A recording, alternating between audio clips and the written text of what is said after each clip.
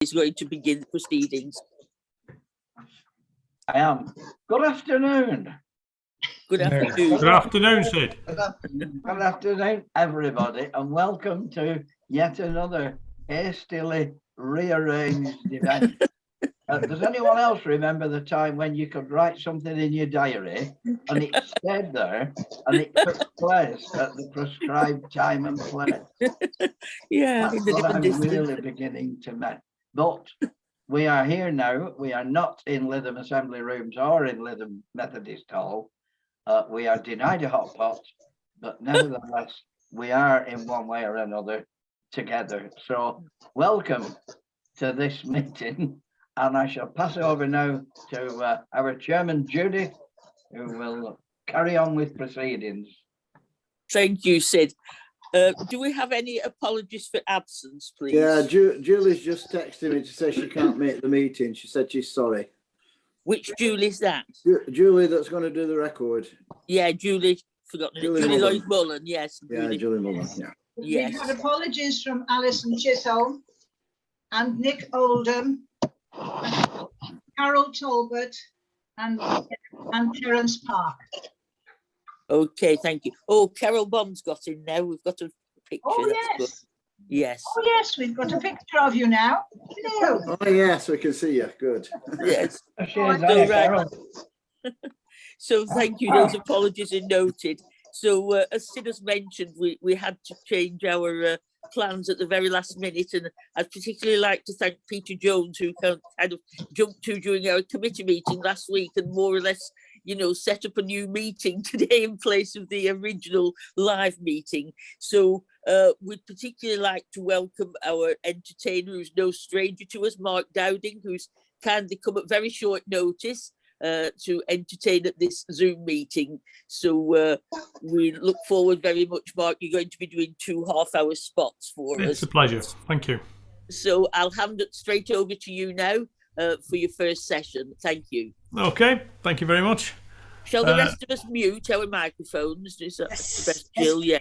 Yes, if the rest of us mute our microphones. Right. Good afternoon, everybody. Hope we're all okay in these times that never seem to get any better. Seems to be a thing about Lancashire, doesn't it? And the times never seem to get better. I'm going to sing, like Judy said, 2 half hours.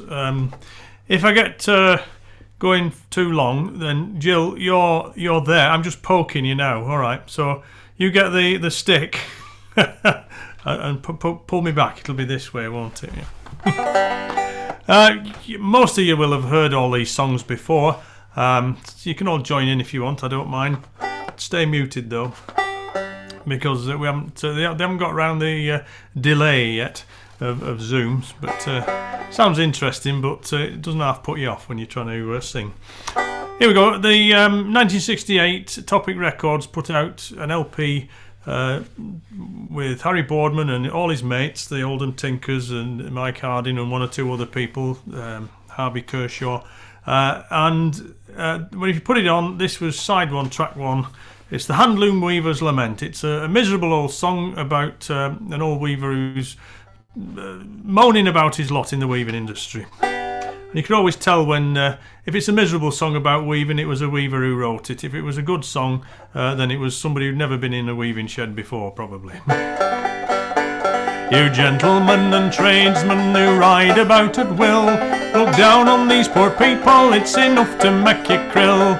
Look down on these poor people as you ride up and down. I'm sure there is a God above will bring your pride quite down. You tyrants of England, your race may soon be run. You may be brought unto account for what you've sorely done.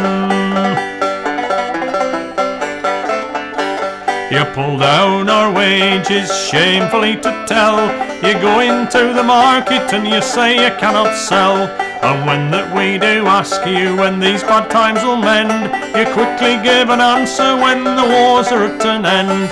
You tyrants of England, your race may soon be run. You may be brought unto account for what you've sorely done.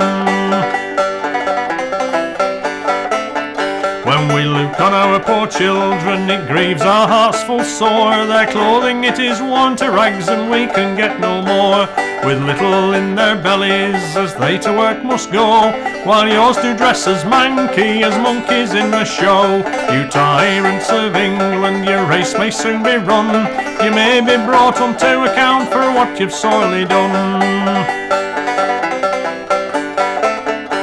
You go to church on Sundays, and I'm sure it's nought but pride. There can be no religion when humanity's thrown aside. If there be a place in heaven as there is in the exchange, our poor souls must not come near there, like lost sheep they must range. You tyrants of England, your race may soon be run. You may be brought on to account for what you've sorely done. And you say that Bonaparte has been the spoil of all, and that we have got reason for to pray for his downfall. Now Bonaparte is dead and gone, and it is plainly shown that we've got bigger tyrants in bonies of our own. You tyrants of England, your race may soon be run. You may be brought on to account for what you've sorely done. So now, me lads, for to conclude, it's time to make an end. Let's see if we can form a plan that these bad times will mend, and give us our old prices as we have had before, and we can live in happiness and rub off the old score. You tyrants of England, your race may soon be run. You may be brought on to account for what you've sorely done. The Handloom Weaver's Lament. Thank you very much. This banjo actually belonged to Harry Boardman, who sang that song on Deep Lancashire, and encouraged many other people to look at the songs from the area that they lived in. Harry went through all the books that I know Sid's got a load of them, I've got a load of them, I'm sure some of you have got loads of these old books that you used to get. Yeah, that's Harry's Harry and Leslie's book. I've got a couple of copies of that somewhere. That he published. I think it was 1973 he published that one. And Maggie's in. Hello, Maggie. You're all right. She's next door. Harry, I used to be a resident at his folk club in Manchester, and in the early 80s, and one night he came in and he said, I'm thinking of getting a new banjo. And I said, what are you doing with that one? And after a bit of negotiation, well, not much negotiation to be honest with you, we agreed a figure, and 25 quid, that's all it cost me, that banjo, which I think he took pity on me, to be honest, because I was a poor student at the time. I'm now a poor adult, poor pensioner, that's what I am now. But I've been playing it ever since. It knows quite a few songs, and we'll get a couple more later on out of that. I'll move on to a song called A Merry Little Duffer, or The Duffer Lad by Ned Waff, Edwin Waugh, Ned Waff, from Rochdale. I probably don't need to tell you much about these songs, and I'll just get on with them. And Maggie's nodding there. She normally does. She says, "You're Columbo, you are." I says, well, just one more thing, I like telling people about the song. This is a lad who's lost his job in one mill, and he goes to the next mill to see if he can get another job. And he meets the overlooker and has a chat with him, and we'll see what happens anyway. Harry did put a tune to this, but the tune I'm going to do was by Robert Jackson. Maybe Sid will tell us when Robert Jackson wrote that book with all the tunes for Ned Waff's things. Later on, though, not now. A merry little duffer lad come down to Shapper's mill to see if he could get a shop. He said his name were Bill. Bill, what me lad, Thor Luker said her to call night beside. Oh, I said, lad, they call me things, sometimes it's hard to bide. Oh, I said, lad, they call me things, sometimes it's hard to bide. But what's the father's name, me lad, thou'll surely tell me that. Said lad, some call him Apple Dad, his gradely name's out at. Me Uncle Joe's called Flopper Chops, and sometimes I betide. They call him those that wave in shops, and I know nought beside. They call him those that wave in shops, and I know nought beside. Said Thor Luker, I know how Joe he waves for Billy Grime. But what do they call thee, me lad, when they call dinner time? Lad grinned and said they never have to call me then, no fear. Said Thor Luker, how's that, me lad? Said lad, I'm allus there. Said Thor Luker, how's that, me lad? Said lad, I'm allus there. Me lad, thee looks a lively coat, keen as a cross-cut saw, shorter sharp teeth, a twinkling eye, and a little hungry maw. But where have you been working at? What's brought you down our way? Said lad, I worked for Tommy Platt, but he's gone mit bag today. Said lad, I worked for Tommy Platt, but he's gone mit bag today. Tha's browt the character, I guess. Said lad, you're wrong, I doubt. Saith overlooker, how's that, me lad? Said lad, I'm better bout. Saith overlooker, I never see such a lad sin I were born. But I'll try where I can to make a thee come to the working morn. Yes, I'll try where I can to make a thee come to the working morn. Thank you, and he got the job.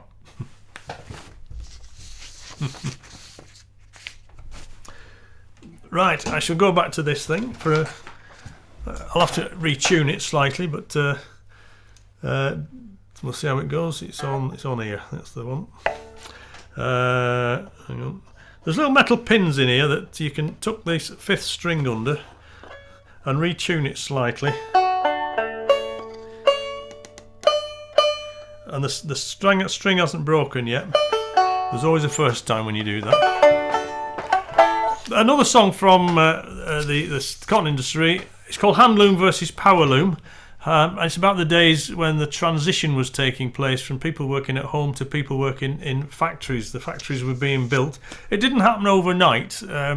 People think, whatever, everybody's working at home, and the day after they all went into the factories. It didn't happen like that. It took quite a while to take place. And there were still people weaving at home on special stuff, that they were wasn't able to be done under machinery. Leslie Boardman, Harry's widow, put the tune to this one.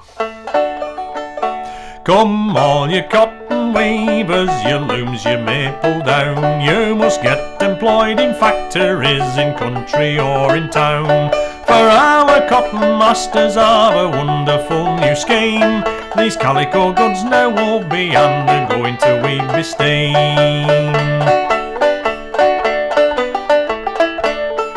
Comes the gruff or looker, or the master will attend. It's you must find another shop, or quickly you must mend. Such work as this'll never do, so now I'll tell you plain. We must have good pin cop spinning, or we never can weave with steam. There's sow makers and dressers, and some are making warps. These poor pin cop spinners, they must mind the flats and sharps. For if an end slips under, as sometimes perchance it may, they'll daub you down in black and white, and you've a shilling to pay. In comes the surly winder, a cops they are all mad. They're all snarls and soft bad ends, for I've roved off many a yard. I'm sure I'll tell the master or the joss when he comes in. They'll daub you down and you must pay, so money comes rolling in.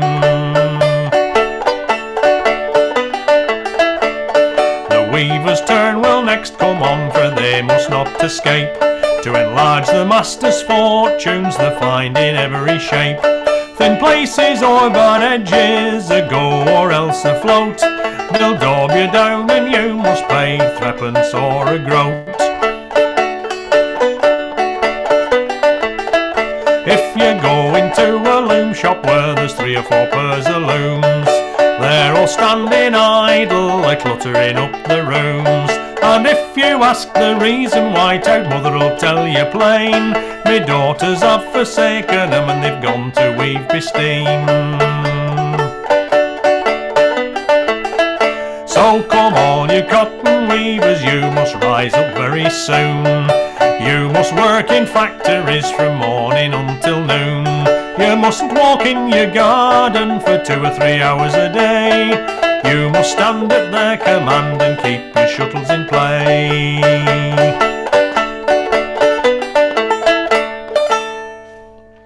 Hand loom versus power loom. Thank you very much. Right, we'll leave the banjo alone for now. Let it cool down a bit. I'll have a go at this one. This is from, I think it's 1853. from Preston. Let's get the key right. It's called the Cotton Lords of Preston, and it was the days when there was a lockout. The workers obviously had a grievance against the pay. I think they were being... The pay was 10% less than it had been, and they wanted their 10% back. So they all went on strike, and there was a lockout where the masters just locked the mills, wouldn't let them back in.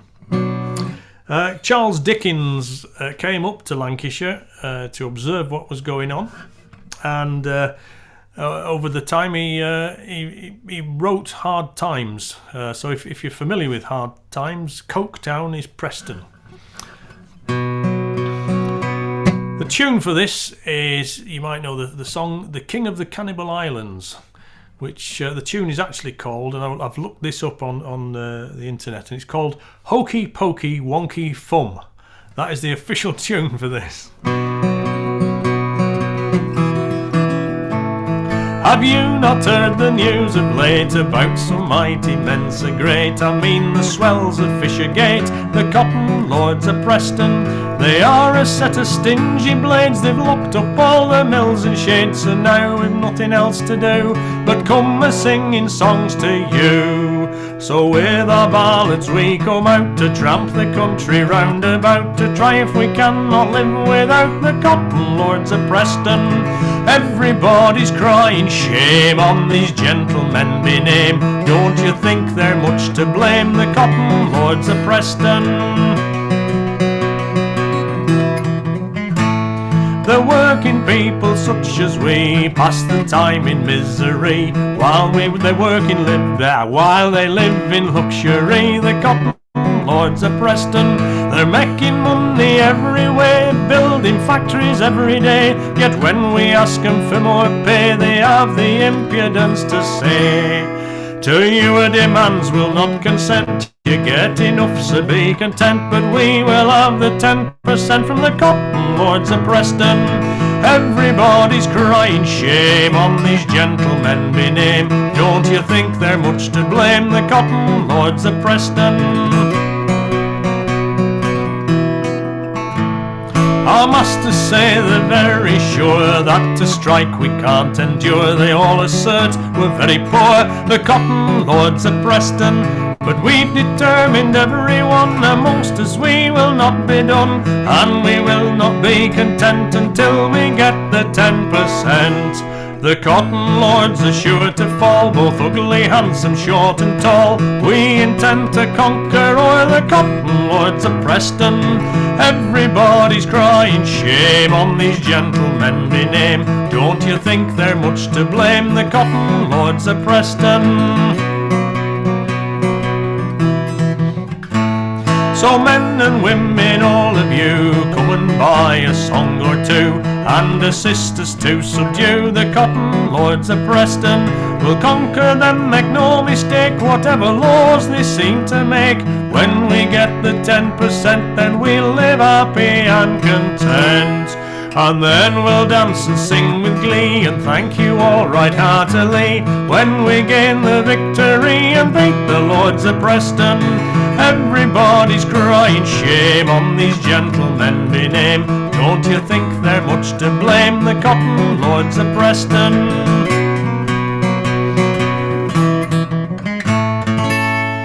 The Cotton Lords of Preston. Thank you very much.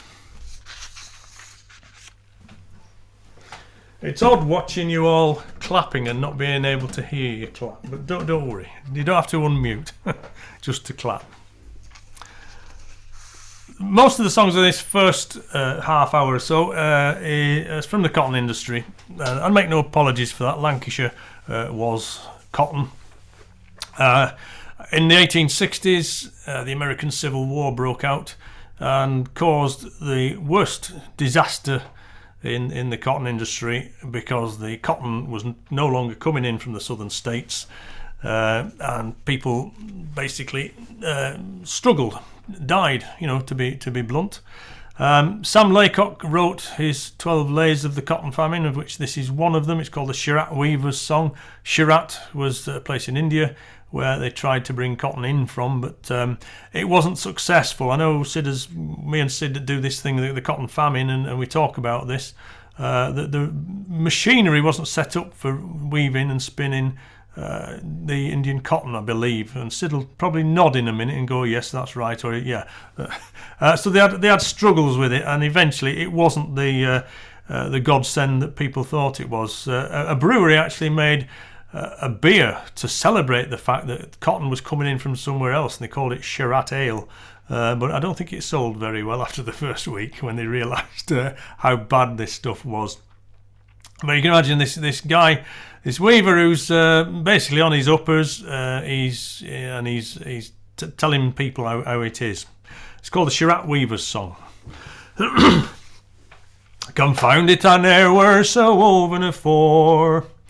Me back's welly broken, me fingers are sore.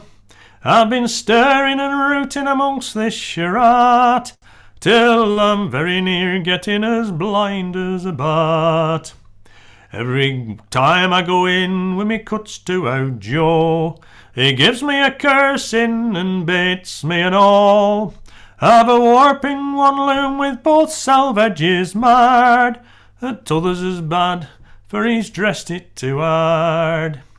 I wish I were far enough off out at road, for all weaving this rubbish I'm getting right stowed. I've now to this world to lie down on but straw, and I've only 8 shilling this fortnight to draw. Now I haven't me family under me hat, I've a wife and 6 childer to keep out of that. So I'm rather among it at present, you say. Hey, if ever a fellow were puzzled, it's me. If one turns out to steal, folk'll call you a thief, and I cannot put cheek on to ask for relief. As I said in our house t'other night to me wife, I've never done naught of this sort in me life. Oh dear, if yon Yankees could only but see how they're clemming and starving poor weavers like me, I think they'd soon settle the bother and strive to send us some cotton to keep us alive. 'Twas nobbut last Monday I sowed a good bed, nay, very near gan it to get me some bread. Afore these bad times come, I used to be fat, but now bless your life I'm as thin as a lat. Come give us a lift, you that has out to give, and help your poor brothers and sisters to live. Be kind and be tender to needy and poor, and we promise when times mend we'll ax you no more. Thank you.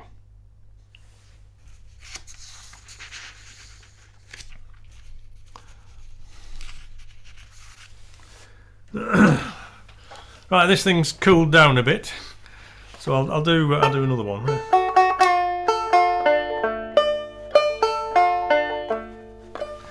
I think it's in this key. We'll find out in a minute. Ben Brierley was he was a politician. He was an author. I think he was a weaver at some point. From Failsworth, between Manchester and Oldham, and he wrote all sorts of stuff. He wrote quite a few books, and in his books he wrote his own little songs that went with the narrative. So you'd get somebody singing away. They'd be in a pub and somebody said, "Oh, give us a song, Fred," and Fred would give him a song, and it's in the book itself. And there's one or two that I know Harry has done over the years. And this is one of them. It's called "The Weaver of Wellbrook." Before I sing it, I will actually read the bit that comes before, if you don't mind. So it goes. This is an extract from the Chronicles of Waverlow by Ben Brierley. Waverlow, as I have said, had retired for the night, but not all were in bed. It was too early yet for some to sleep. The more well-to-do would draw their ale and spread their evening meal regardless of the world's tribulation, and their sleep would be the repose of the happy. But the poor must wake and toil till late, whether winds blow or storms gather, that their daily bread may be earned in honour and eaten in peace. To finish his work for the morrow's bearing wom, Owd Tom Jenks was busy at the loom, and his wife Letty sat, a picture of patience, up there at the bobbin wheel. Although the hour was late, the old folks looked as happy as their work as if it had been noonday, and the shuttle and the wheel and the wind and the rain made strange music in the weaver's cottage. But stranger still was Tom's song, which, out of humour with everything else, was as if his soul had a summer of its own, and his voice was that of the larks. To the motion of the shuttle and the working of the treadles, out Snapper Spring sang. You gentlemen all with your hounds and your parks, you may gamble and sport till your day, but a cosy house look, a good wife and a book are more to the likings of me. With me pickers and pins, me wellers to chins, me linder in shuttles and yelduke, me treadles and sticks, me waitropes and bricks, what a life's in the waver of Wellbrook. I care no for titles, near houses and land, out John's a name fitting for me. Just give us a thatch with a wooden door latch and 6 foot of ground when I day. With me pickers and pins, me wellers to chins, me linder in shuttles and yelduke, me treadles and sticks and me waitropes and bricks, what a life's in the waver of Wellbrook. Some folk like to stuff their own wallets with mate till they're round and as brazen as frogs, but for me I'm content when I've paid off me rent with enough to keep up with me clogs. With me pickers and pins, me wellers to chins, me linder in shuttles and yelduke, me treadles and sticks and me waitropes and bricks, what a life's in the waver of Wellbrook. You may turn up your noses at me and fout dame and thrutches like dogs against wall, but as long as I weave I never shall starve, so I don't give a cuss for you all. With me pickers and pins, me wellers to chins, me linder in shuttles and yelduke, me treadles and sticks, me waitropes and bricks, what a life's in the waver of Wellbrook. So Margaret turned round that out hummer-drum wheel, and me shuttle shall fly like a braid. And when I no longer can use under finger, they'll say, well, I could do, I did. With me pickers and pins, me wellers to chins, me linder in shuttles and yelduke, me treadles and sticks, me waitropes and bricks, what a life's in the waver of Wellbrook. The waver of Wellbrook. Thank you. How are we doing for time? How many more do you want? 1 or 2, or put your fingers up. Somebody. 2. Right. Thank you, Peter. Well, I'll have a go at this one, and then yeah, I'll do this one. It's an old favourite of me and Sid's. I usually have to take the part of the woman on this one because Sid's got the beard. We do it together. Doesn't look right otherwise. Another one by Ned Waff. He was very prolific, and his songs are widely sung, well sung. And this is a song called Come One to the Children and Me. I'm sure you've all heard it before. It's about a lady, a wife who's sat at home with the kids, the husband's at home in the pub, boozing away the money he's just been paid for the week's work, and not giving the wife any. And she goes down to the pub to drag him out and bring him home. People have said to me, oh, it's a bit fanciful, that is, it never happens, that. But my grandmother tells me a very similar story where she, when she was living in Windermere at the time, her father would be down the pub doing exactly the same thing. He was a stonemason. And his mother, or their mother, would send 2 of the lads down to the pub, and then they'd knock on the door and say, can you ask Mr. Kirkbride if we can give us some money to take home to our mother? So it did happen, you know. I wonder if Edwin Waugh knew my great-grandmother. Well, I've just mended fire wi' a cob, out swaddle as brout the new shoon. There's some nice bacon collops on thob, and a quart of ale posset in thoon. I brout the top quart dust and all, for rain's coming down very dree, and headstones as white as new snow. come one to the children may, and headstones as white as new snow, come one to the children may. When I put little Sally to bed, who cried 'cause her father weren't there, so I kissed little thing and I said, as I'll bring her a ribbon from fur. Then I give her a doll and some rags, and a nice little white cotton bow, and I kissed her again, but who said, as who wanted to kiss thee and all. And I kissed her again, but who said, as who wanted to kiss thee and all. And Dick too had such work wi' him, afore I could get him upstairs. Well, I promised that buy him a drum, he said when he were saying his prayers. Then he looked in me face and he said, "Hast boggart taken out of me dad?" And he cried till his een were quite red. He likes this unwailed us young lad. And he cried till his een were quite red. He likes this unwailed us young lad. Well, at long length I gate and laid still, and I hearken folks' feet as went by. Then I ironed me clothes right well, then I hung 'em on t' maiden to dry. Then I mended their stockings and shirts, then I sat down to knit in me chair, and I really did feel rather hurt, Mum, and only when thou wert there. And I really did feel rather hurt, Mum, and only when thou wert there. This is the reply from the father. I've a drum and I've a trumpet for Dick, I've a yard of blue ribbon for Sal, I've a book full of bobs and a stick, and some backer and pipes for myself. I've brought this some coffee and tea, if the feels in me pockets they'll say. And I brought thou a new cap today, lass, I allus bring summat for thee. I brought thou a new cap today, lass, I allus bring summat for thee.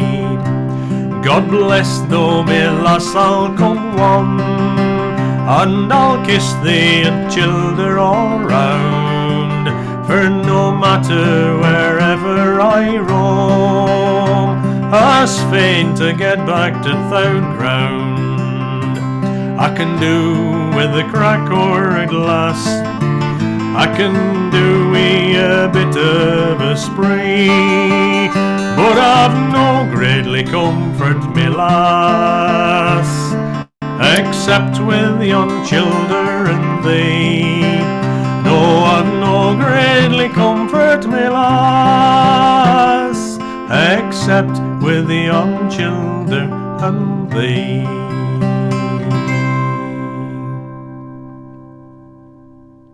Thank you. Right. Thank you very much, Mark. Yes, I have that little brown book here, and I have the LP, although nothing to play it on at present. That's one with Harry Boardman and the Oldham Tinkers. Is it Deep Lancashire? Deep Lancashire, yeah. Yes, one of my sisters bought it me for a present, I think, when I was at university, I think, a long time ago anyway. Right. I've been following the words of some of the songs from the book, but I was interested in that one that you sang about the cotton lords of Preston, and you referred to Charles Dickens coming north to Preston, which you said is depicted as Coke Town in hard times. I've never read that novel. I keep intending to, but because I'm a volunteer at Gawthorpe Hall in Padiham, and Sir James K. Shuttleworth, as he later became, he's actually, I believe, satirized in that novel in the character of Mr. Gradgrind. Right. James Kay, as he started off life, his father was a cotton manufacturer in Bury or Rochdale. He qualified as a doctor of medicine at Edinburgh University and worked in Manchester at the time of the Industrial Revolution. But he started being asked to sit on various commissions to do with housing and social conditions and eventually education. And he became an education specialist and co-founded the first teacher training college in the country at Battersea.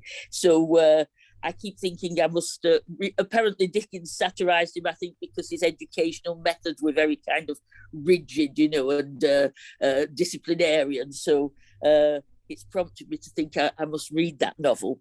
It's always interesting to know but I'm always very interested in the history of Lancashire and the cotton industry. And I used to go into a weaving shed when I was in my teens, but only when it was stopped, as my dad used to say. My dad did the accounts and company secretarial work there, and on a Saturday morning, me and another sixth former used to go into the weaving shed, and we'd write down the pick readings from, you know, each the loom had like a dial, like a clock, and it had a number on that we'd to write down, and then we'd to subtract the previous week's figures, and they were on piecework, and that was what the wages were based on, you know. But it was very, very quiet in the weaving shed then. There was only the maintenance man there, but I believe that weaving sheds were more than noisy. They became experts at lip reading, didn't they, the weavers, for that reason? Memoing, they called it, yeah.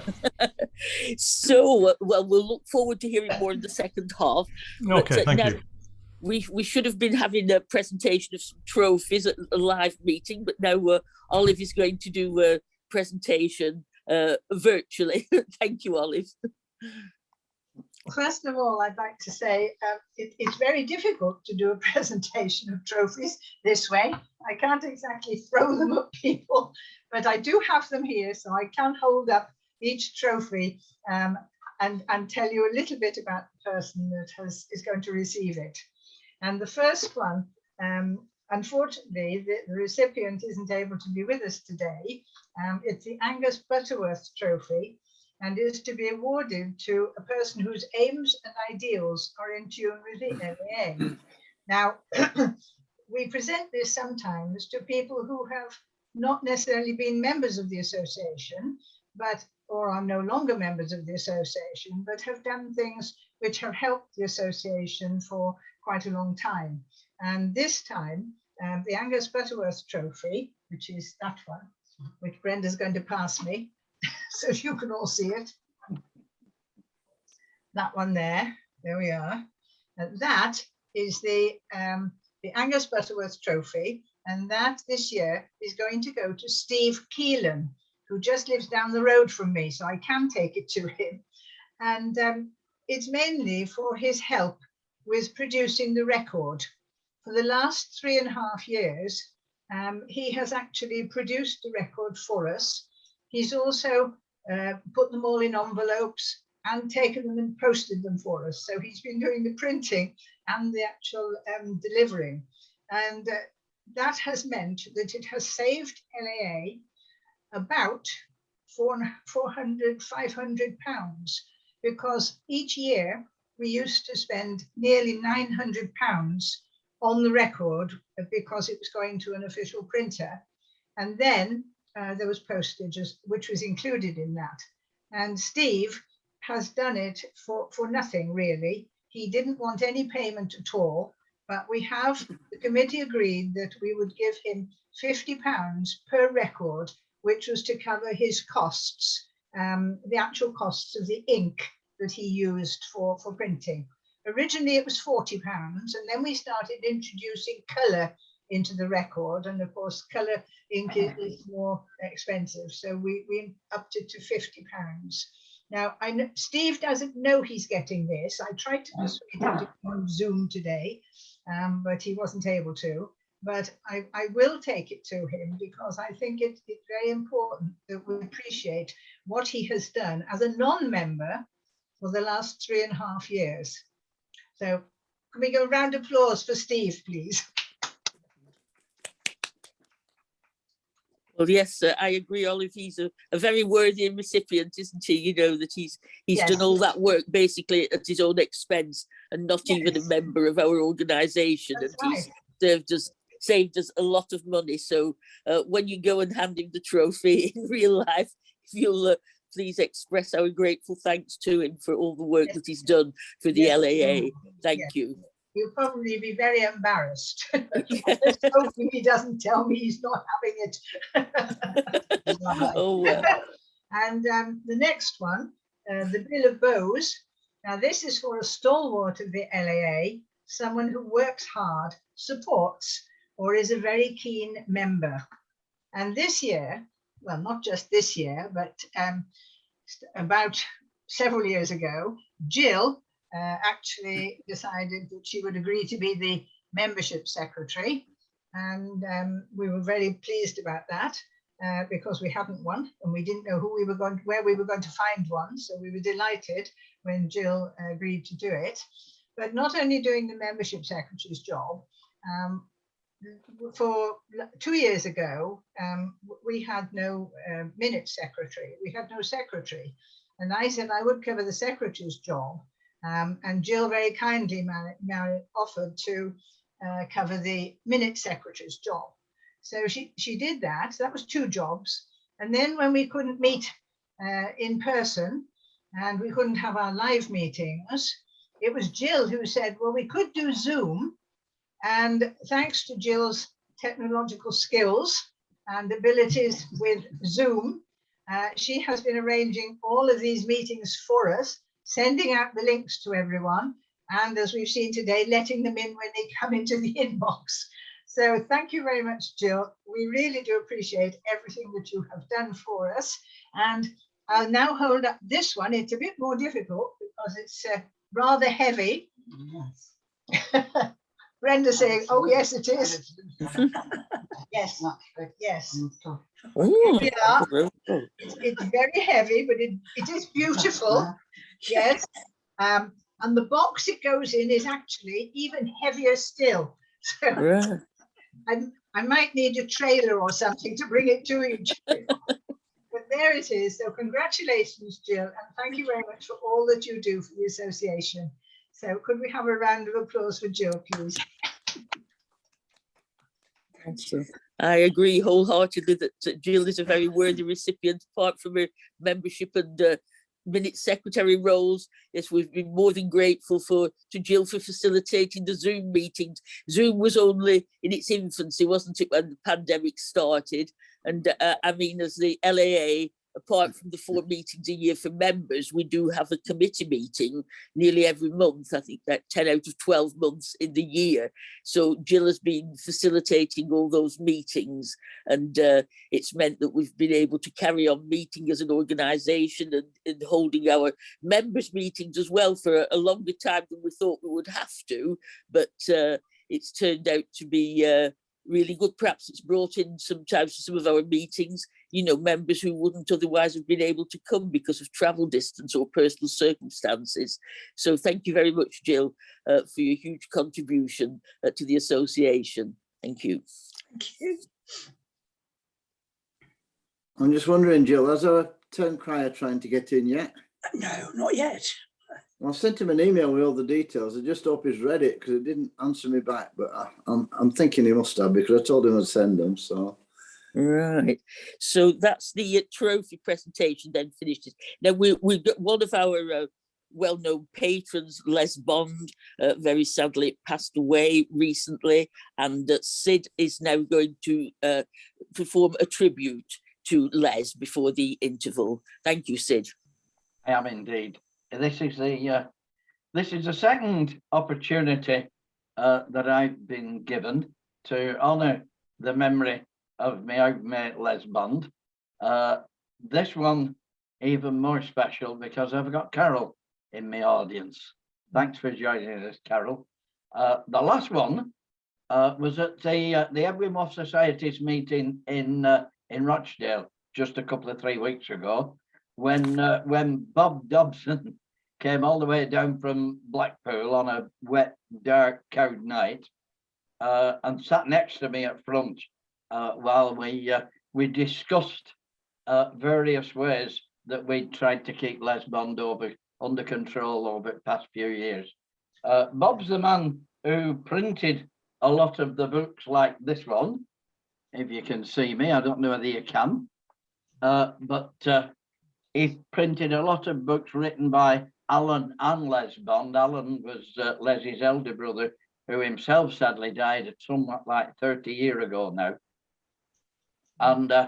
And so I've been through the books trying to find a suitable poem to celebrate Lancashire Day.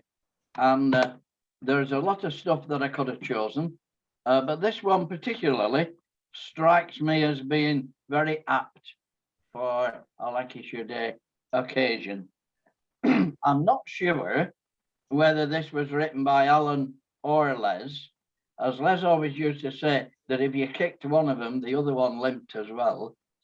And so it might have been a joint effort. It might have been one or t'other or both. But this is called simply Lancashire Pride. Reflecting on Lancashire, present and past, and Lancashire's products, built solid to last, where quality and craftsmen stand firm side by side. What's made here in Lancashire's, made here with pride. Generations ago, it were waving and loom.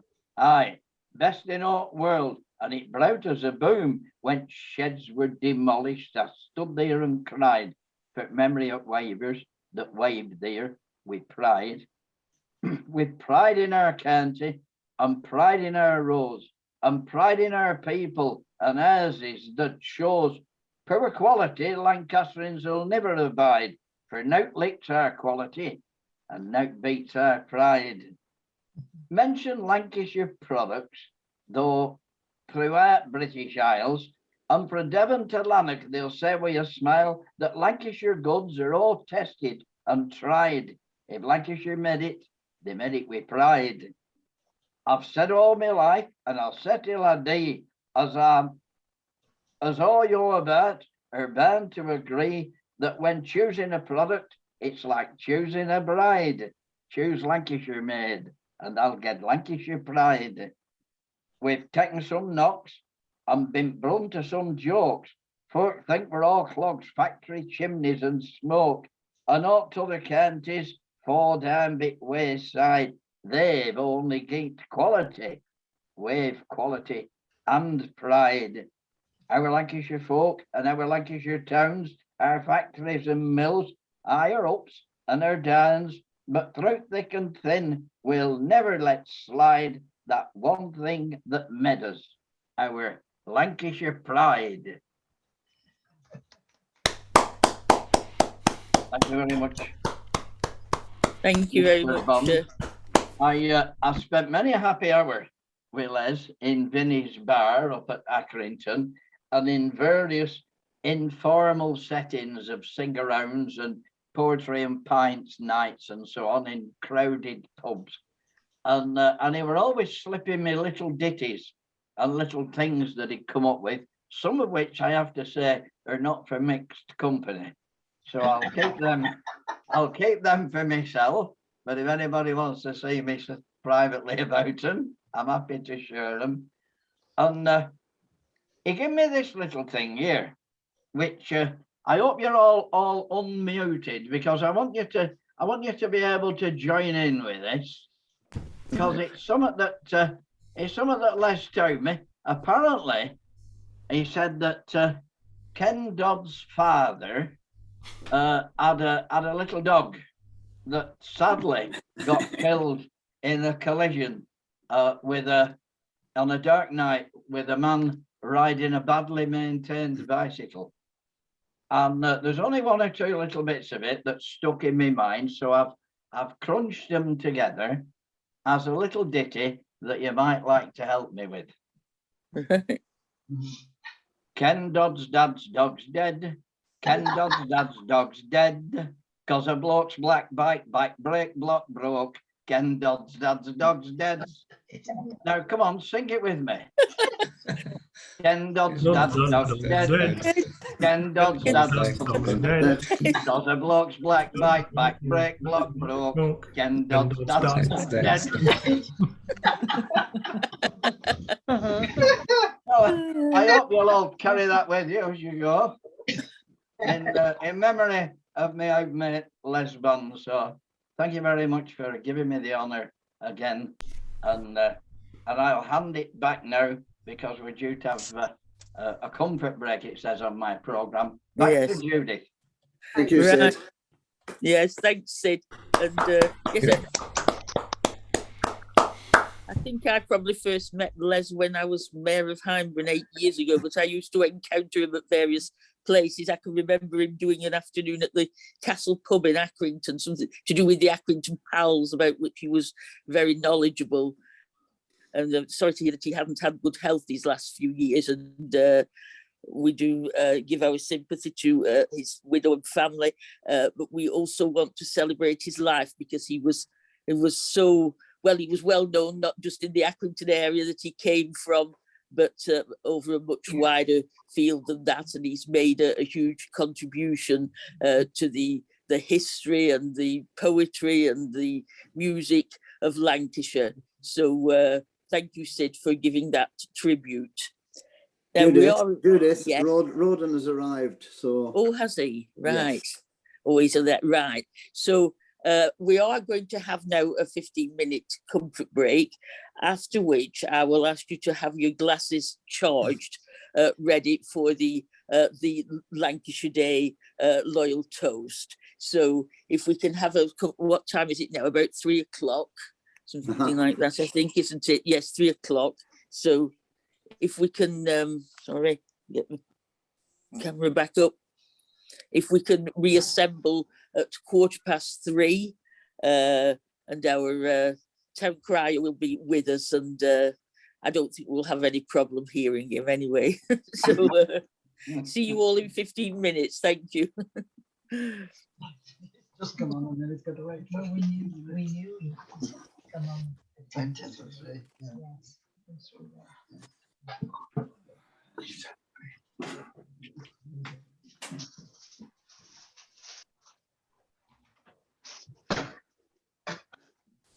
Oh, that was lovely. Did it work right? I know. It's probably still on that. It's probably still It's all on right. that. It doesn't matter. It's all right. Don't worry. Oh. Just leave it. It'll be all right. I didn't mute it. No, it doesn't matter.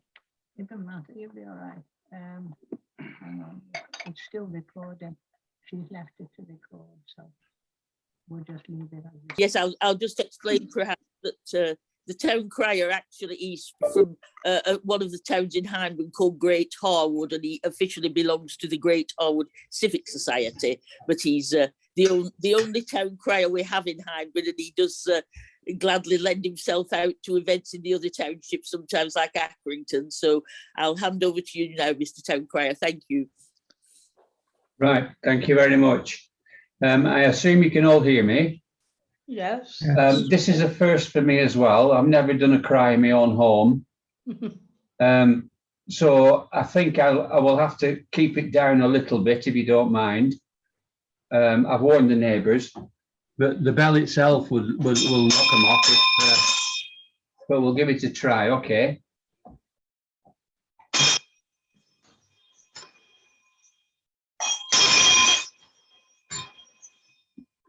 Oh yay! Oh yay! Oh yay! To the people of the County Palatine of Lancaster, greetings.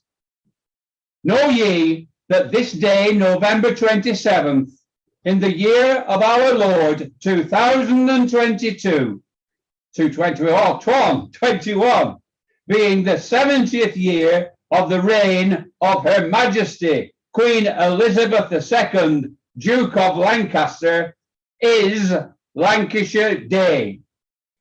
Know ye also and rejoice that by virtue of Her Majesty's County Palatine of Lancaster, the citizens of the hundreds of Lonsdale, north and south of the Sands, Amounderness, Leyland, Blackburn, Salford, and West Derby are forever entitled to style themselves Lancastrians.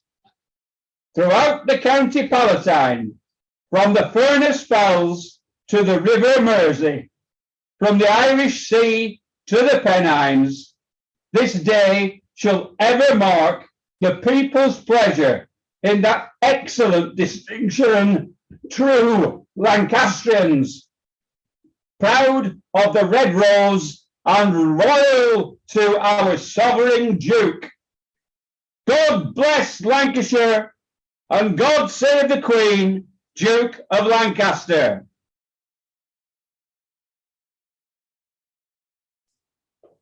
Thank you, Mr. Town Crier. So are you now going to propose the royal toast, the Lancashire toast, please? I've never done that. If somebody else could do it, that would be good. Or well, Sid or Olive, or who would like to propose the toast? Olive, yes. Just right. So we'll ask Olive to propose the toast for Lancashire Day, which is actually next Saturday, but we're celebrating it today. Thank you. Right. Okay. Can you hear me this time? We can, yes. Right. The Queen, Duke of Lancaster. The Queen. The Queen, Queen of Duke of Lancaster. Lancaster.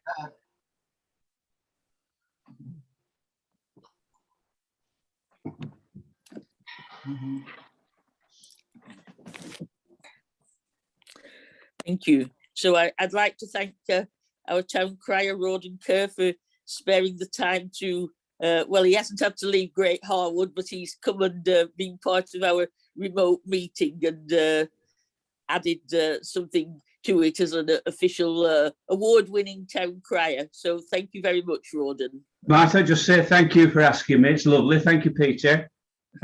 Wish I could stay longer. I was invited to stop for the whole thing, and I would have loved to have heard the first part because I didn't realise you were going to mention Les, and Les is a good friend of mine, or was a good friend of mine. So thank you very much for asking me. Okay. Well, you're always welcome to come. Thank you. Or unofficially. Okay, thank you.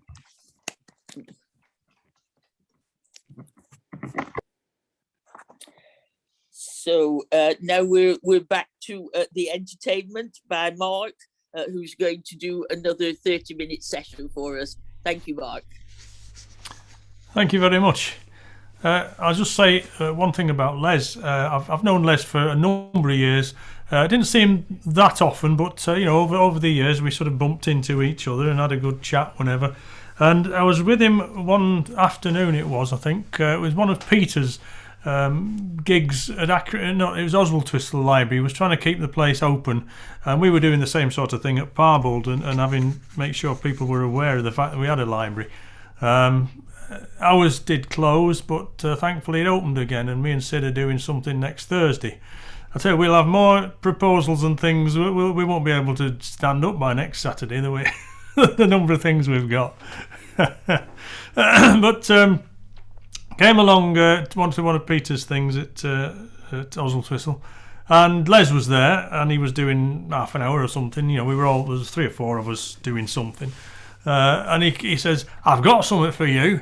And I said, "Oh, what have you got?" And he gives us this big bag of, and he says, "This is from Alan Bell. He passed it over to me, and I'm passing it over to you." And what it was, I don't know if anybody remembers, in the 70s they had a programme called The Ballad of the Northwest, which was on the television about 10:15 in the evening. It was a Northwest only programme.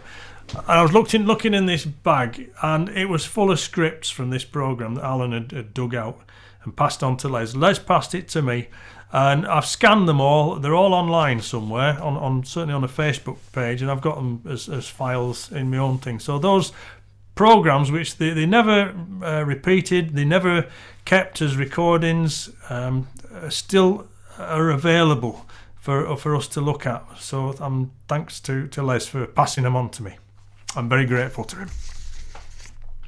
Right, back to a bit of entertainment, if you can call it that, from me. As it's the Lancashire Authors Association, I thought I'd do this thing. It was our folk club that we go to on a Sunday. Every November, actually, they used to have a residence night. No, it's Christmas, sorry. It's Christmas when they used to ask us all to write something new.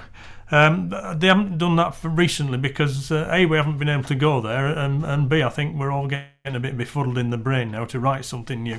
But this is my contribution one year, and it's inspired by a little sketch in The Thin Blue Line, which was a thing by Ben...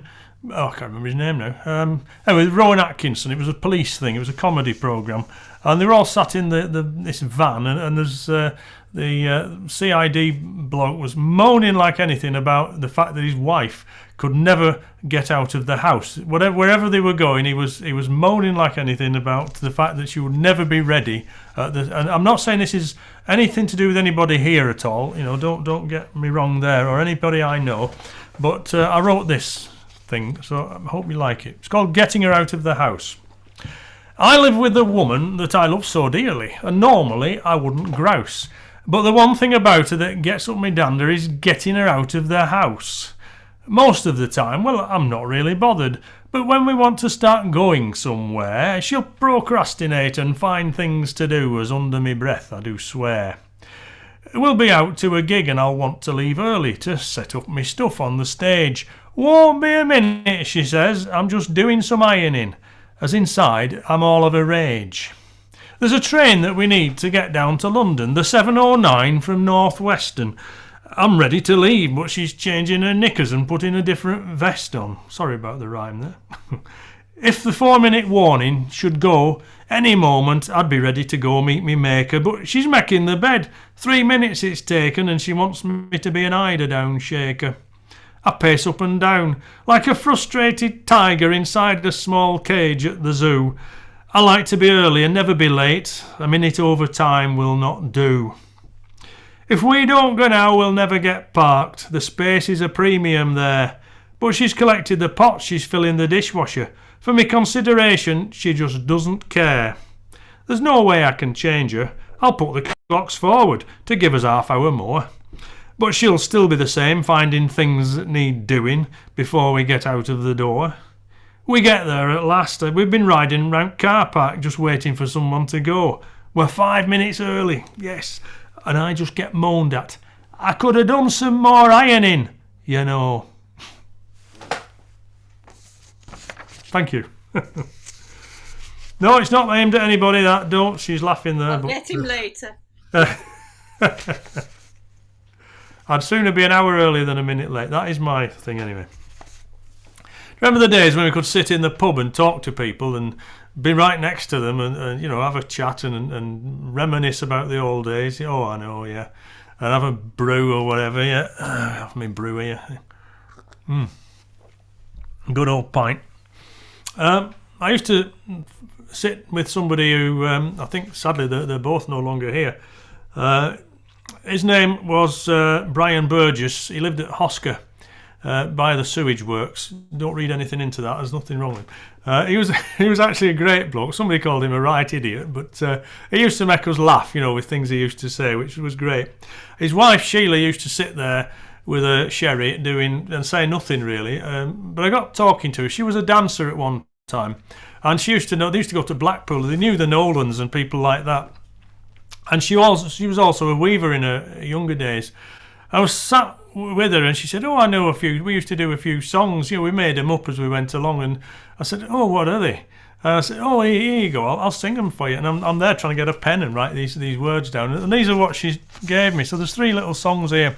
They're the same, you know, the old tunes, but you probably recognise the tune, so I won't bore you with what they are. But these are the 3 songs she told me and I collected, right?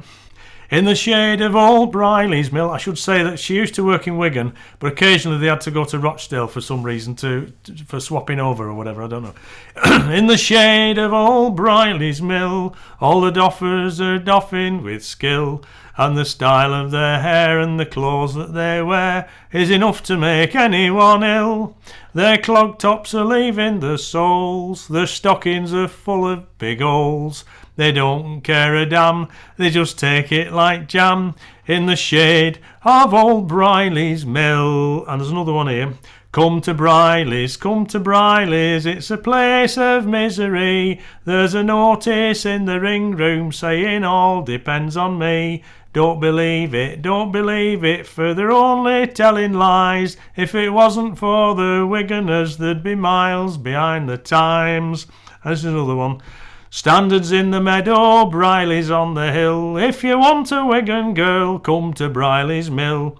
Rochdalers think they're lovely, spinners think they're fair. None can beat a Wigan lass, although they curse and swear.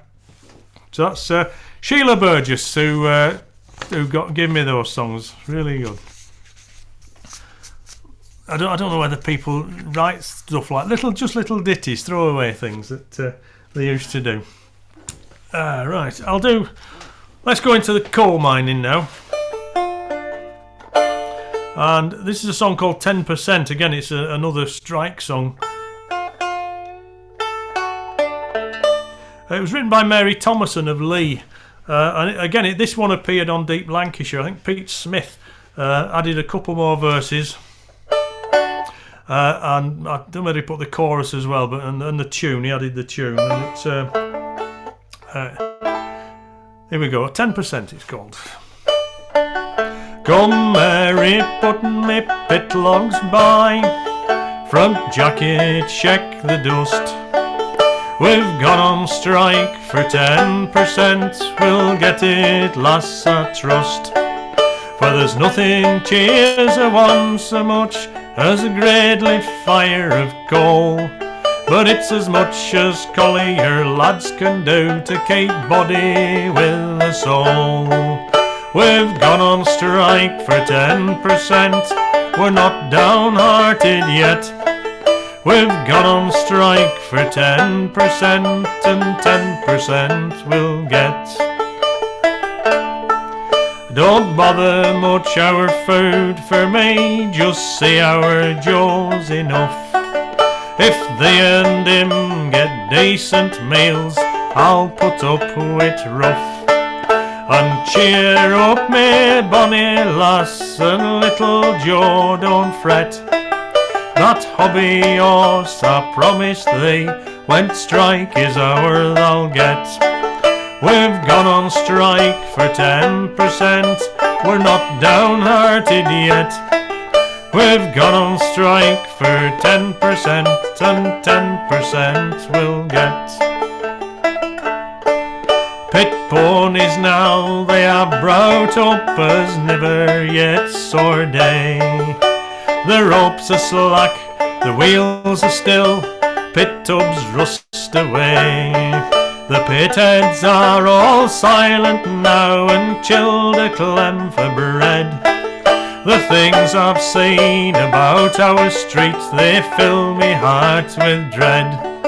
We've gone on strike for 10%, we're not downhearted yet. We've gone on strike for 10% and 10% we'll get. I've hard work now to out up me head since we've been brought so low. The gaffers want lads back down pits, but back we winner go. We've been on strike for many a week, this time we're stopping out. And little Joe man understand that it's not his father's fault. We've gone on strike for 10%, we're not downhearted yet. We've gone on strike for 10% and 10% we'll get. 10%. Mary Thomason, 1938, she wrote that.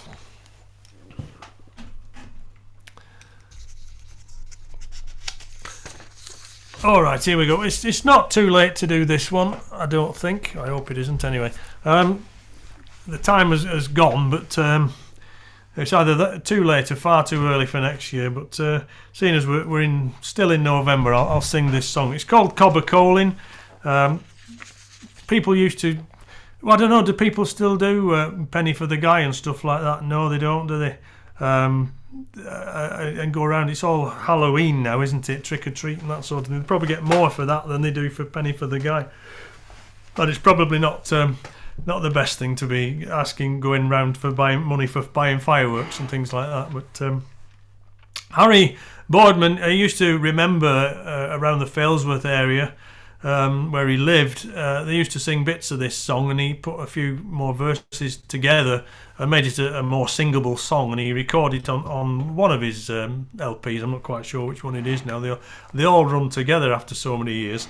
He did 3 or 4. He did Deep Lancashire. Owdham Edge was after that. He did one called Transpennine with Dave Hillary, who was a Yorkshireman, so there was a Yorkshire-Lancashire transition. There's great songs on them all. Then he did one on his own called A Lancashire Mon, and that was it with Topic. And then he did one on his independent one called Golden Stream, which is the River Irwell as it passes through Manchester. And after that, he did just a cassette that somebody else did called Personal Selection. So that was really what Harry did. He appears on as on the odd track on other compilation LPs as well. But this is Cobber Calling. We come a cobber calling, cobber calling, cobber calling. We come a cobber calling for bonfire neat. You've got to sing neat, okay? Not night. It's not right to sing night, but it's alright to sing neat. Harry used to sing this. And one day he forgot the last verse, and somebody come up and said, "Harry, you've forgotten the last verse." "Oh, I'm sorry." He said, "Yeah, well, we're the best verse." "Oh, well, I'll do it next time I do it. All right." So when it comes to the last verse, I'll tell you that it's the best verse. Then you're in no doubt whatsoever. So we come a cobber calling, cobber calling, cobber calling. We come a cobber calling for bonfire neat. Yeah. We've come a cobber calling, cobber calling, cobber calling. We've come a cobber calling for bonfire neat. And the first to come in is the collier, you say, with his pick and his shovel all ready to dig. He digs it and picks it and then it does fall, and that is the way that we gather cob coal. We've come a cobber calling, cobber calling, cobber calling. We've come a cobber calling for bonfire neat. And the next to come in is a sailor, you see, he's a bunch of blue ribbon tied under his knee. He's travelled through Germany, France and through Spain, and now he's returned to out England again. We've come a cobber calling, cobber calling, cobber calling. We've come a cobber calling for bonfire neat. And the last to come in is a miser, you see, he's a hump on his back and he's blind of an eye. He's a weary old fella and he wears a pigtail, and all his delight is in drinking strong ale. We've come a cobber calling, cobber calling, cobber calling. We've come a cobber calling for bonfire neat. And down in yon cellar there's an out umbrella, there's nout on yon cornice for an out pepper pot. Pepper pot, morning till night. If you give us nout, we'll take nout and bid you good night. We've come a cobber calling, cobber calling, cobber calling. We've come a cobber calling for bonfire neat. Best verse. And down in yon cellar there's plenty of bugs. They've eaten me stockings and part of me clogs. We'll get a sharp knife and we'll cut their heads off, and we'll have a good supper of bugs, heads and broth. We've come a cobber calling, cobber calling, cobber calling. We've come a cobber calling for bonfire neat. Up a ladder and down a wall, tuppence a threepence will please us all. Thank you. I was playing this, by the way. It's an Anglo concertina, which if I had it up here, you'd never have heard me sing. So it sort of disappears down under the table. So I hope the voice came across all right rather than being blasted out by that thing. We'll stick with calling. When I was younger and my nan was still alive, we used to go around her house. And when you went in the winter time, or when it was cold, you'd open the door into the place where they lived. It's like one room, really. They had the fire in there, they had the cooker, the stove, the sink and everything else. They had another room at the back, which you weren't allowed to go in, because it was always too cold. You know, they did have a fire and everything, but it was only for special occasions, that room. You know, like if anybody came, family came or somebody like that, or a funeral or you know, something like that. I used to go in there because she had a piano in there. And, well, I thought I was playing Beethoven's Piano Sonata, you know, but she thought I was just making a banging row on it. But, but when you went in the other room where they all lived, her and my granddad lived, you'd open the door and then you'd be showered in bits of paper. I don't know if you remember. What she used to do was go around the crack in the door, stuff it with bits of paper, newspaper that she'd roll up and then she'd stuff it in the cracks. And of course, it took you half an hour to put all this stuff back again.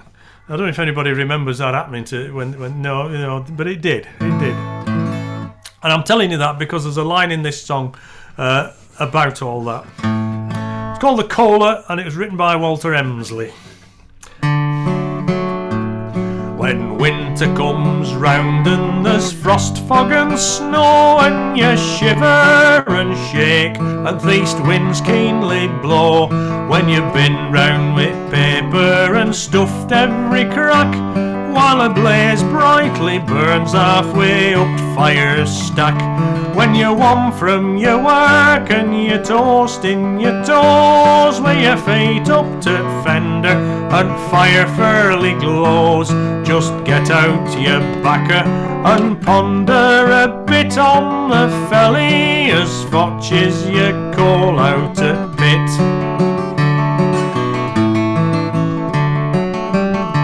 I just think on him going out day after day with his grub in his shirt and a can of cow tea, how he's dropped down in cage like a bait on the line to tempt Providence with the dangers at mine, how he trudges along till he gets to his place, and it's not a great while till he's mopping his face as he lies on his back whilst his form's dimly lit with his Davy lamp. Think on him down there in pit.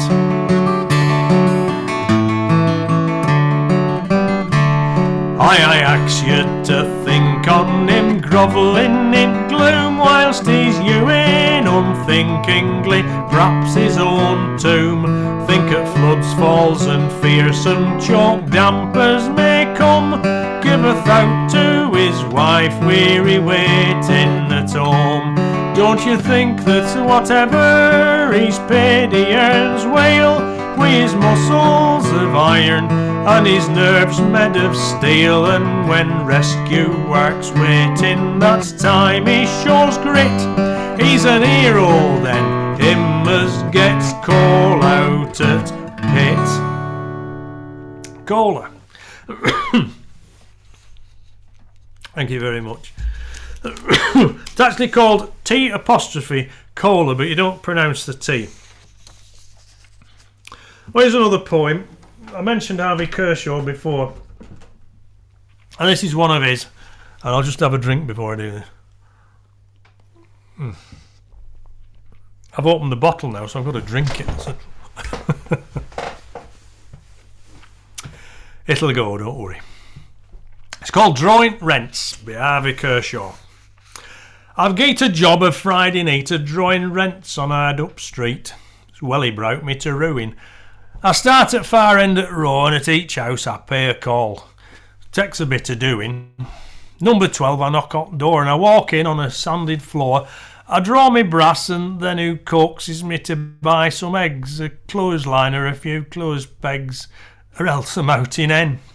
Number 10, he's out of work. It's no use you coming here, he'll bark. I can't pay you if I would. You'll have to let us off, he'll sob. Till next week, and then if I've a job, I'll try and make things right. Number 8, the Nona one. No telling where they might have gone to neighbours, they ne'er speak, but chalked on jowlstone just to please, they've scrawled a message there as says, we canna pay this week. Number 6, the Awless moan. Some plaster's fallen and cracked slop stone, there's nowt in house that's right. They've cracked through door, the gas pipe leaks, their ash pit door's been off for weeks. They've even lost the petty seat. Number 4, I rush straight in. No use me knocking, there's too much din, they're fighting with long mops, they frip and frap and rail and shout, and more than once a west dish cloud has landed round me chops. Number 2 lives Widow Brown, who's the biggest ale can in our town, who's getting owd and bent. I rush in quick and I trust to luck, and I draw me brass with no owd buck afore who suck me rent. When utching fain I get back one, me head is thumping like a drum, I'm fur done up and spent. I reckon up and I sit forlorn, it's cost a quid for each bob drawn. That comes with drawing rents.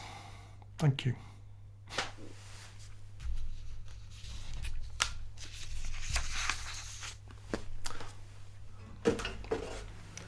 Right, I've had a request, but despite that, I'm still going to continue. And this is from Pete. This is from Peter, who said, "Can I do this one?"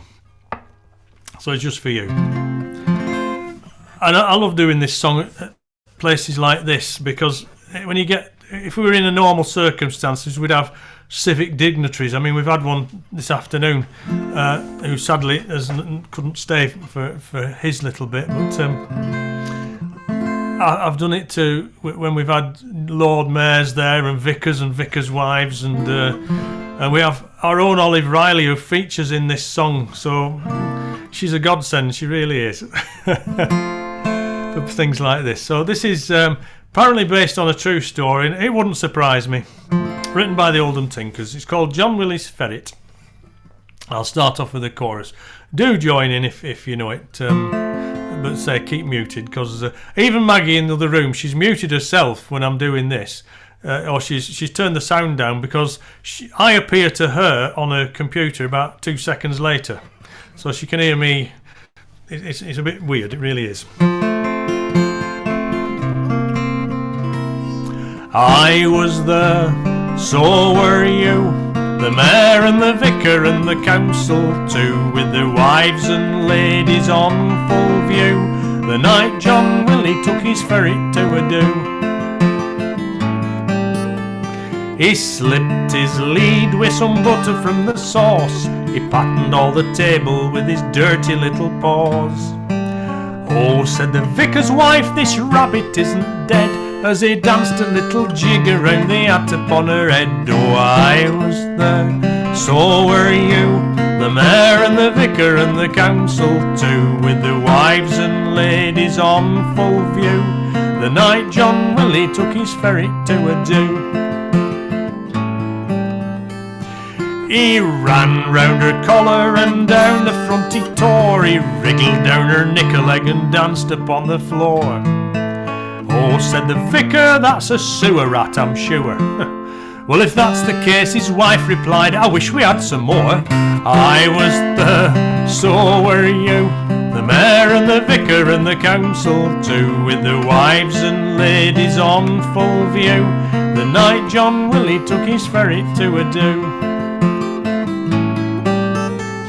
He ran through the soup and he nibbled at the peas, he dribbled all the gravy down the mare's knocky knees, and then he quenched his ferret's thirst with half a pint of shandy, and then relieved his little self in Olive Riley's brandy. I was there, so were you, the mayor and the vicar and the council too, with the wives and ladies on full view, the night John Willie took his ferret to a do. Well, the ladies left their tables and began to dance with fright. They shouted out in panic at the little ferret's sight. He nibbled at the stockings and he tickled all the knees, and the vicar's wife kept shouting, "Give me some of that, please." I was there, so were you, the mayor and the vicar and the council too, with the wives and ladies on full view, the night John Willie took his ferret to a do. He ran up and down the curtains and he swam about the punch. He herded all the ladies in a corner in a bunch. And then to end the escapade he did a little quickie. He ran up the speaker's dinner suit and he nibbled at his collar. I was there, so were you, the mayor and the vicar and the council too, with the wives and ladies on full view, the night John Willie took his ferret to a do. Well, they caught the little fellow and they put him in a box. They give him anaesthetic from the vicar's woolly socks. They sang him Annie Laurie in the mayor's own car, and then they got him back as fast as hell to John Willie's pen. Oh, I was there, so were you, the mayor and the vicar and the council too, with the wives and ladies on full view, the night John Willie took his ferry to a do. Thank you very much. I hope you enjoyed that, Peter. How are we doing for time? What do we want? Another one or two? Or yes, I'll do a couple. Is that all right? Yeah, fine. I've done some songs tonight, mainly written by Lancastrians. There's one here which is written by R.P. Weston and Bert Lee, who were prolific songwriters in the 20s and 30s, maybe before that. They wrote thousands of songs between them and in collaboration with other people as well. I mean, you probably know some of them. When Father Papered the Parlour was one of theirs, and Paddy McGinty's Goat, they did that one, and the Rottenstall Annual Fair, or at Rottenstall Fair it was called properly. They did that one, and loads of others, which I'm not even going to, because I can't remember them all, but excuse me a minute. But I came across this one, I can't think where now, but there's a couple of songs. It's on a 78 RPM record. There's this one that I'm going to do, and there's another one called Lasses of Lancashire, which, I mean, I could do them both, but I'll just do this one. I won't tell you what it's called, you'll know in a bit, but I'll just say that Southport has had this reputation of you won't be able to see the sea at all, but even in the 30s it still had that reputation. So you must have never been able to see the sea at Southport, or for a very short time anyway. It must come in and then just go straight out again, because I know it's a very shallow beach there. Here we go. I won't tell you what it's called. It will surprise you.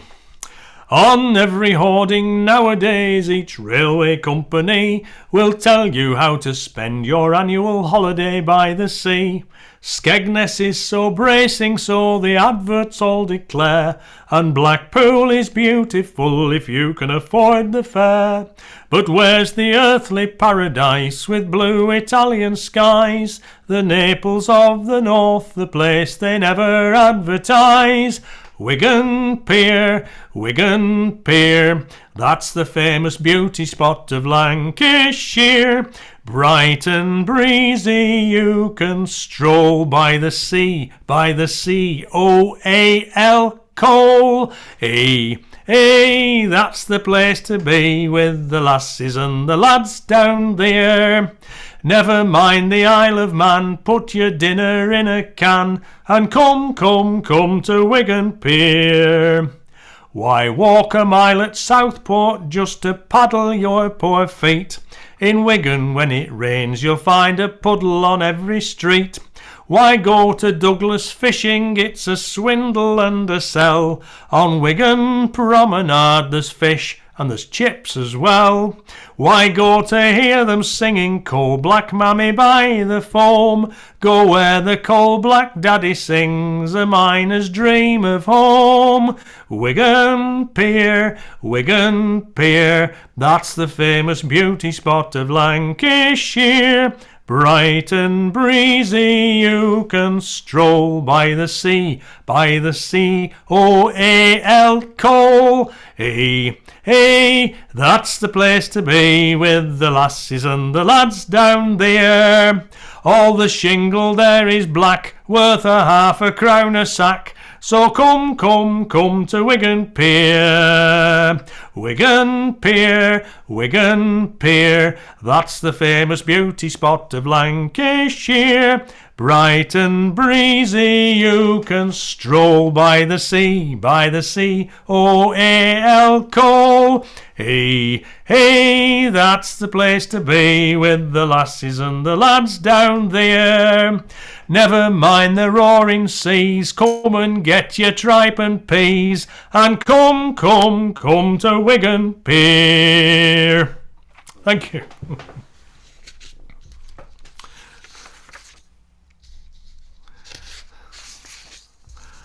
Oh, right. I shall finish on, what shall I do? I'll do another one. I'll do Rawtenstall Fair. Again, it was written by R.P. Weston and Bert Lee. Bert Lee was a Yorkshireman. R.P. Weston was a Londoner.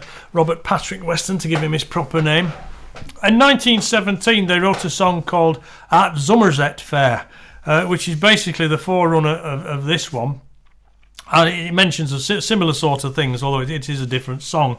And in 1932, or just before that, they must have realised that Rawtenstall was a funny name, and wrote a song about the Rawtenstall Annual Fair. Again, they called it At Rawtenstall Fair, although we go back to this LP of Deep Lancashire in 1968, and Lee Nicholson recorded his version of this song on that LP, which he heard from the pubs of Bury or somewhere like that.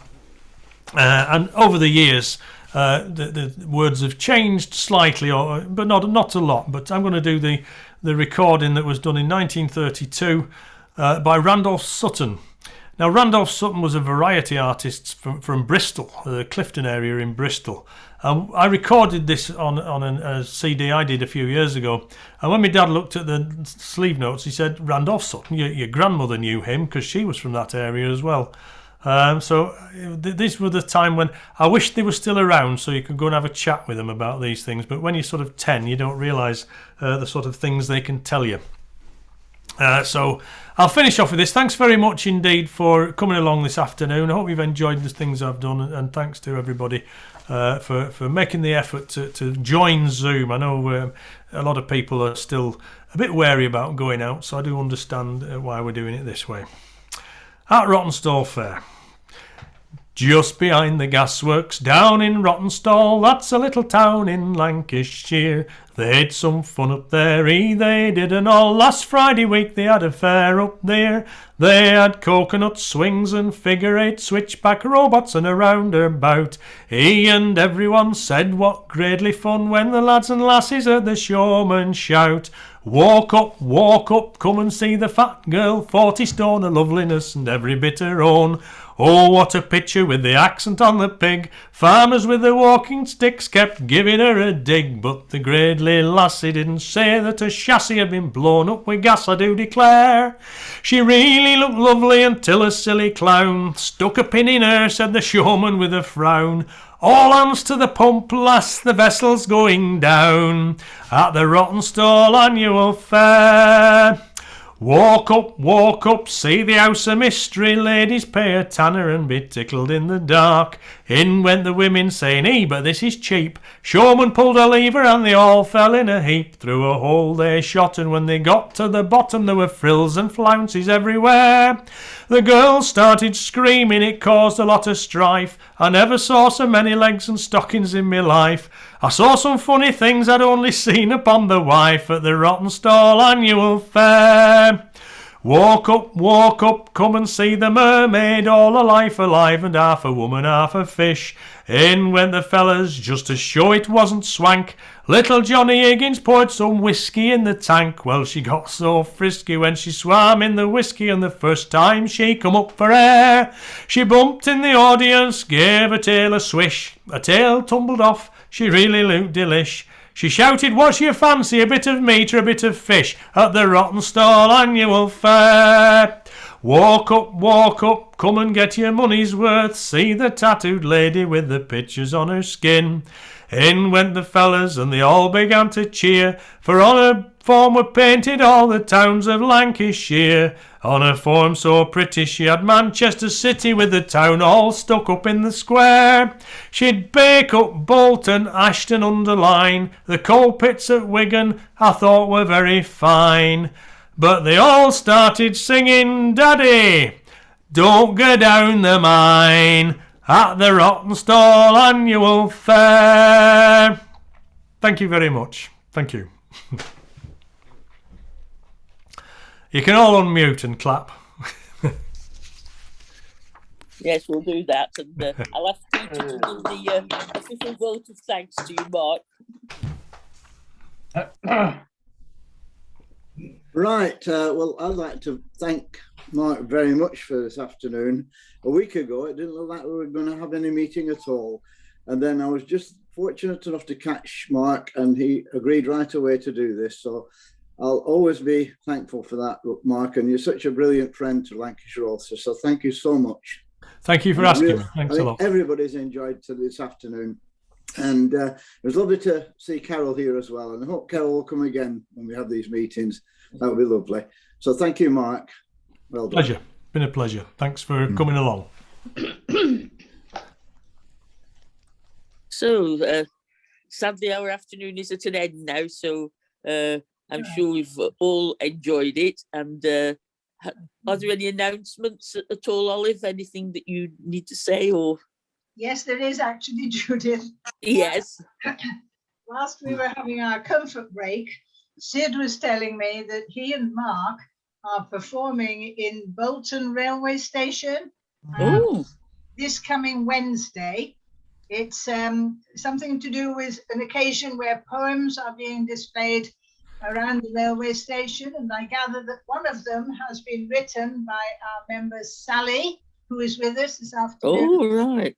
But also, Sid is hoping to go to the university, to the LAA library earlier that day. And he said, if anyone is interested in going along who hasn't been able to visit the library before, then if they could just get in touch with Sid, and then he would make the arrangement. So it's an open invitation to anyone who would like to go to Lancashire Authors Association Library, which is at the moment now housed in the University of Bolton. Have I said it all, Sid? Yeah, I think so. And that covers most bases, yeah. Yes, well, I would have liked to have come, but once again, I'm not free. I'm sorry. I've got a mayoress engagement at lunchtime and a school governor's meeting in the afternoon. So I shall get there yet. But anyway, yes, it would have been interesting both to go to the library and to go to the event at Bolton Station. Right. So anyway, so this is our last meeting now before Christmas, isn't it, as Lancashire Authors? So I'd like to thank you all for your attendance this afternoon and wish you all the best for the coming season. So I still want to say have a safe journey home, but anyway, I'll just have it, isn't it? You might have to go from the front room to the living room, the parlour, as Mark was talking Well, it still about. applies to Sid, doesn't it? Still Yeah, applies except to for Sid. me. Yeah. I'm Yeah. camping out. Or Yeah. Sid has to go home, yes, as on the Brian's machine at Olive's, yes. So we'll say goodbye then, everybody, and all the best. And Yeah, all the best look to forward you. to seeing you Everyone again else. soon. All the best, Yeah. everyone, for Yeah. Christmas. Okay. Yeah. Happy Bye. Christmas. Bye-bye. Bye, everybody. Bye. Bye-bye. Ta-da. Bye. Bye. Bye-bye. What's that? Uh, Right.